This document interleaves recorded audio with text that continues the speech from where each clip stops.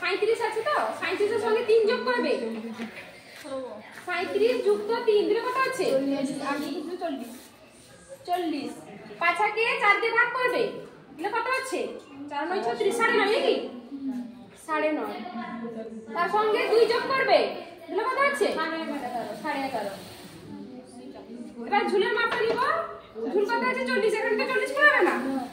আমি 40 এর হাফ নিচ্ছি 20 নিচ্ছি এই ভিডিওতে অন করো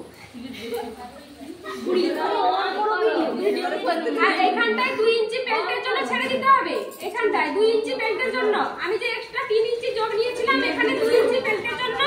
আর এখানটায় 1 ইঞ্চি মোড়ার জন্য চুপ কর না তারপরে এইখান থেকে এত নিবে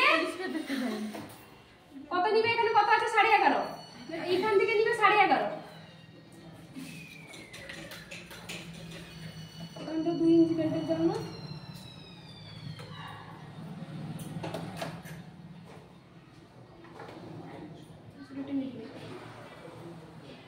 এরপর থেকে এটা 2.5 দিয়ে যোগ করতে হবে মানে এই 9টা মানে এই 4 দিয়ে যেটা ভাগ করেছি 4 এর কত হয়েছে 9.5 এই 9.5 কে 2.5 দিয়ে যোগ করবে 9.5 কে 2.5 যোগ করলে কত হচ্ছে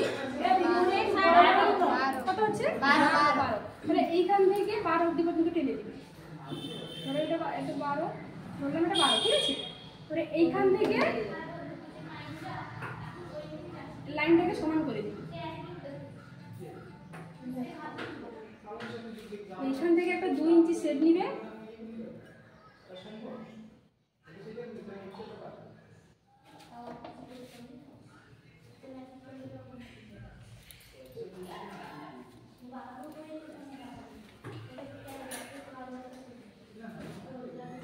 লাইনটা দেখে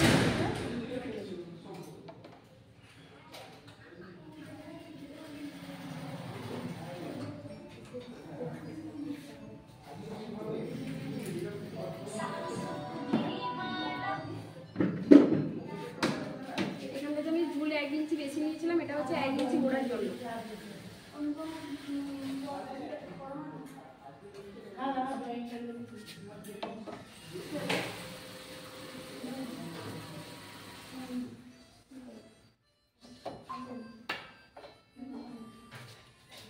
এটা হচ্ছে আমাদের 2 ইঞ্চি বেল্টের জন্য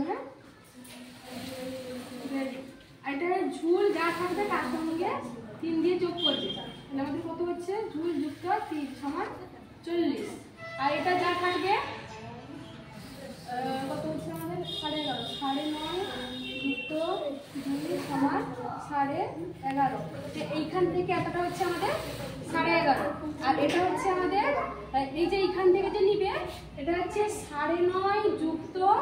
2.5 দিলে কত হচ্ছে 9 10 11 12 তাহলে এইখান থেকে বাদ নিবে এখান থেকে না ঠিক আছে এখান থেকে নিবে না কেউ এখান থেকে নিবে এটা হচ্ছে 2 ইঞ্চি আমাদের বেল্ট থাকবে তো এইখান থেকে নিবে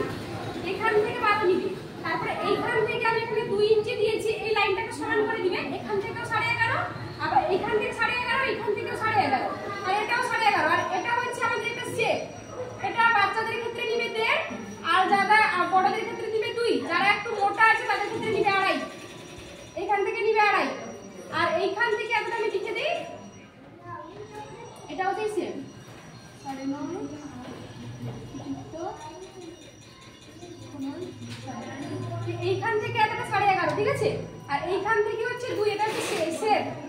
আর তুমি বাচ্চাদের ক্ষেত্রে কত বললাম 1.5 ইঞ্চি আর বড়দের ক্ষেত্রে 2 ইঞ্চি যারা একটা মোটা সোটা আছে হেলদিওয়ালা আছে তাদের ক্ষেত্রে দিবে 2.5 ইঞ্চি আর এটা হচ্ছে আমাদের 1 ইঞ্চি নিচে মোড়ার জন্য আর এখানটায় কিছু নেই আর কেউ যদি বলে যে একটু ঘের করবো এখন থাকে না প্লাজোতে যে ঘের বলা প্লাজো তাহলে এইখান থেকে একটা শেপ দিবে মানে যে যতটা ঘের করতে পারে শেপ দিবে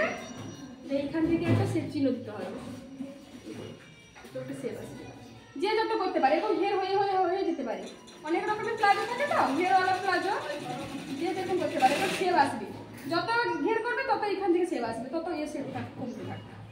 বাড়তে থাকবে